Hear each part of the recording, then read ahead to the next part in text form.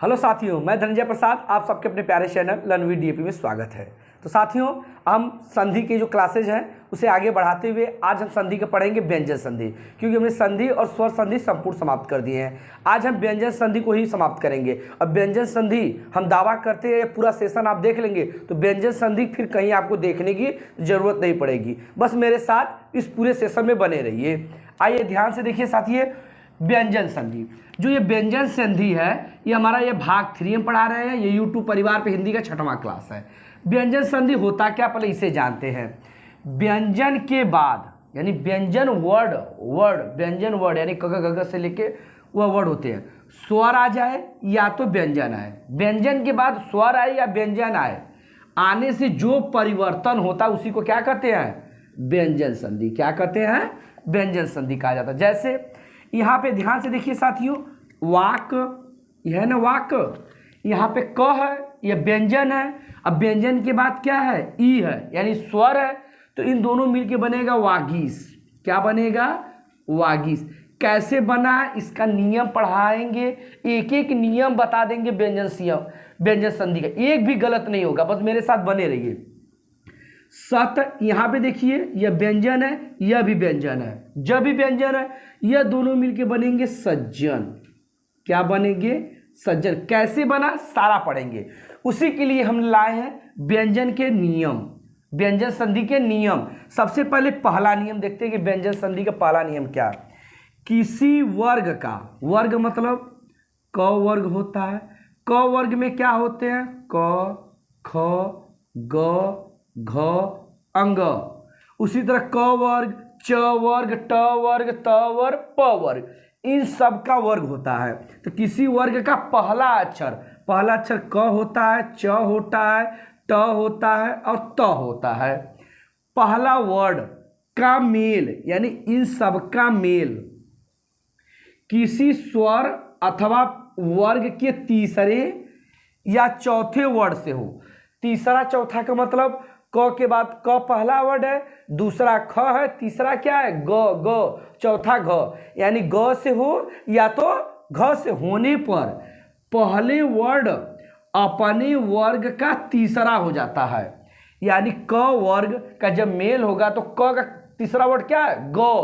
उसी तरह त का क्या है, त, थ, द हो जाता है। आइए इस पे एग्जाम्पल के माध्यम समझते हैं।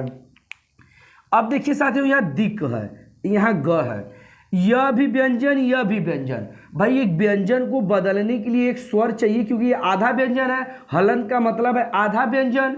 अब यहाँ एक व्यंजन है, अब व्यंजन व्यंजन मिलेंगे तो भाई तो एक पूर्ण व्यंजन तो बनेगा नहीं, लेकिन संधि के नियम से इसे चेंज करना है। तो अब देखिए ये क है, क का तीसरा क्या होता है, ग होता है, लेकिन आधा ग होगा। क्या होगा, आधा ग। तो क्या हो जाएगा, दिग्गज। क्या हो जाएगा, दिग्गज। क्या हो जाएगा, क्योंकि आधा ग होगा, अगर यहाँ व्यंजन रहता तो इसे पूरा करता। उसी तरह देखिए दिक, यहाँ पे लेकिन अ है, इस क और अ मिलके ये पूर्ण क बन जाएगा, लेकिन क का अंतिम अक्षर क्या होता है, तीसरा अक्षर क्या होता है, ग। तो ये क्या हो जाएगा, दी, ये ग हो गया, ऊपर बिंदी, तो दिगंत। क्या हो गया, दिगंत। आशा करते समझ में आ रहा होगा। यहाँ वाक है, क है, यहाँ बड़ी ई का मात्रा है, तो क किसका जाएगा, तीसरा अक्षर जाएगा, तो वा ग हो जाएगा। तीसरा अक्षर ग होता है, क्योंकि व्यंजन और स्वर मिलके एक पूर्ण बना देगा, तो पूर्ण वर्ड बनेगा, व्यंजन तो बन जाएगा, लेकिन बड़ी का मात्रा, क्योंकि ई क्या है, तो बड़ी की मात्रा हो जाएगा वागीस। क्या हो जाएगा, वागीस। उसी तरह देखिए सत, यहाँ पे भ है। अब यह दोनों मिलके क्या बनाएंगे, क्योंकि यह व्यंजन यह व्यंजन, तो भाई यह आधा रहेगा, तो स, इसका क्या होता, त का तीसरा अक्षर, त, थ, द, क्या होगा, द, सद भावना। हलंत का मतलब होता है आधा अक्षर। उसी तरह इसमें लिखा गया, यहां लिखाएगा सद भावना। उसी तरह सत गुड़, तो सत का क्या होगा, अब भाई यह भी व्यंजन है, यह भी व्यंजन है, सद गुड़। क्या हो जाएगा, सत गुड़। लेकिन यहां देखिए, यहां प है, यहां पे अ है, और प या अ मिल के इसे पूर्ण रूप से बना देगा। और प का तीसरा क्या होता है, प फ ब, तो क्या हो जाएगा सु ब, और ऊपर बिंदी है तो बिंदी त, सुबंत। तो साथियों आशा करते हैं कि व्यंजन संधि का पहला नियम आपको समझ में आ गया होगा। आइए इसके दूसरे नियम देखते हैं।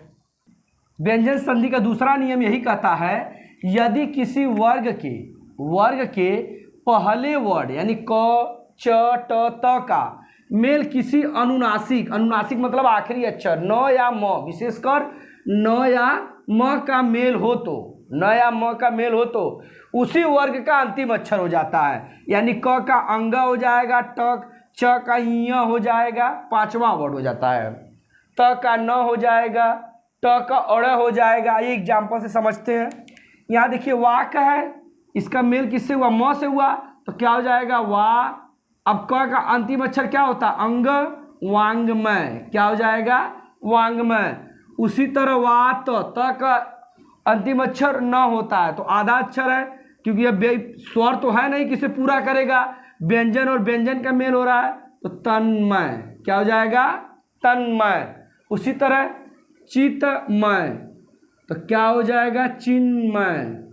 उसी तरह सबसे इंपॉर्टेंट, वेरी इंपॉर्टेंट क्या है, जगन प्लस नाथ, तो क्या हो जाएगा जगन्नाथ, क्या हो जाएगा जगन्नाथ। आइए साथियों 6 संबंधित नियम देखते हैं। अगला जो हमारा है 6 संबंधित नियम, यह क्या नियम है, किसी भी ह्रस्व स्वर या तो बड़ा आ यानी आ का मेल छ से हो, किससे हो, छ से हो, तो छ से पहले आधा च जोड़ दिया जाता है। क्या जोड़ दिया जाता है, आधा च। देखिए ध्यान से, जैसे देखिए साथियों यहाँ स्व लिखा है या छंद लिखा है, तो स्व भी देखिए वह है या छ, यहाँ पे छ है, छ से इसके पहले आधा च हो जाएगा तो क्या हो जाएगा स्व आधा छ छंद, स्वछंद, क्या हो जाएगा स्वछंद। उसी तरह छ है, इसके पहले क्या आधा च, परि आधा छ कर दिए परिच्छेद, क्या हो जाएगा परिच्छेद। अनु तो क्या हो जाएगा अनुच्छेद, अनु आधा च फिर जोड़ दीजिए। इसी में विच्छेद, तो वी हो गया आधा च जोड़ दीजिए विच्छेद। कब होगा, जब इसके आखिरी में क्या हो, छ से मेल हो, छ छाता वाले से मेल हो। तो यह साथियों तीसरा नियम था। सबसे ज्यादा नियम पूछता है त का नियम। आइए त के कई पार्ट्स में बनाते हैं, आइए देखते हैं आगे। ध्यान से अगला नियम देखिए साथियों, त का संबंधित नियम।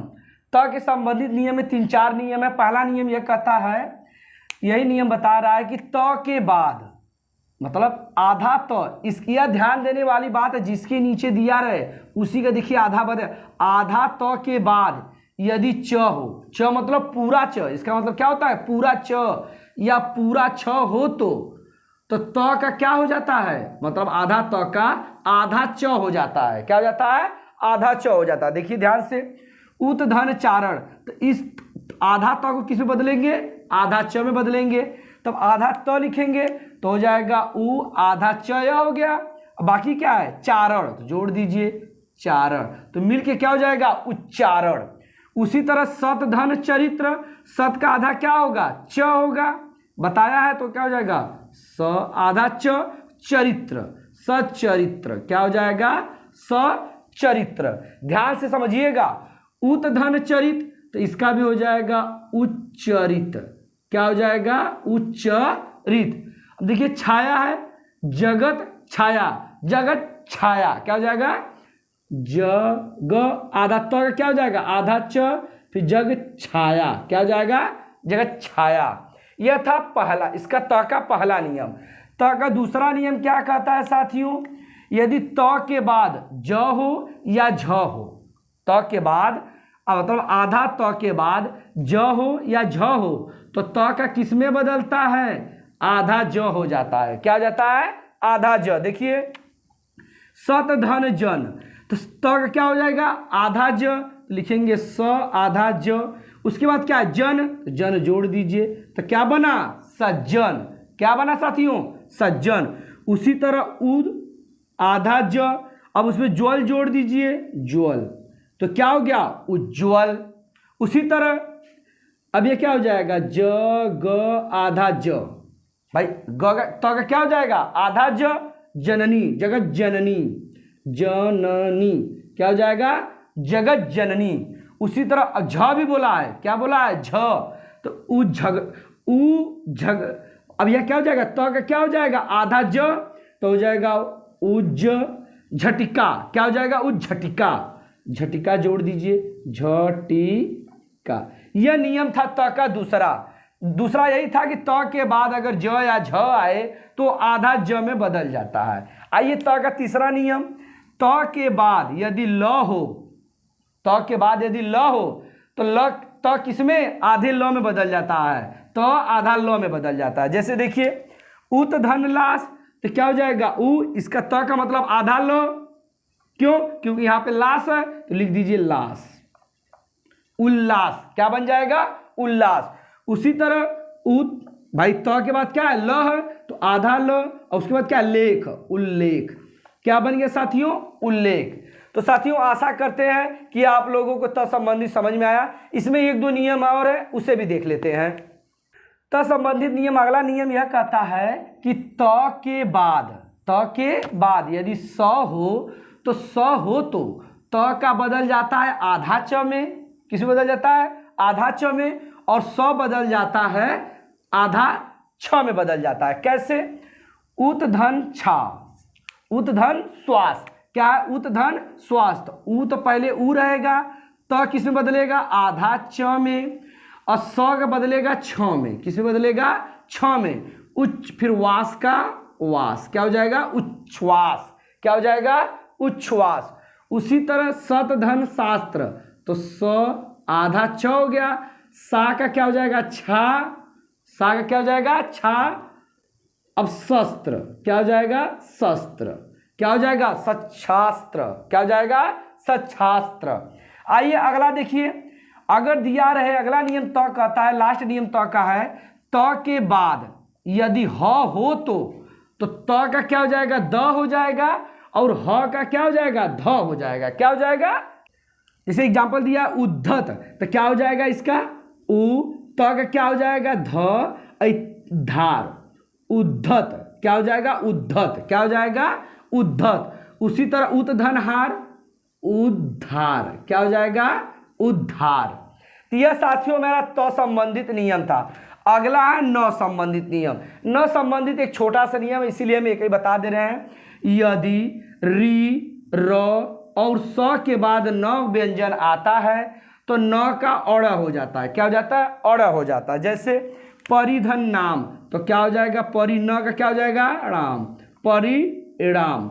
उसी तरह प्रमाण, तो परि, अब मान है तो माँ तो रहेगा लेकिन न किस में हो जाएगा अड़ में, परिणाम।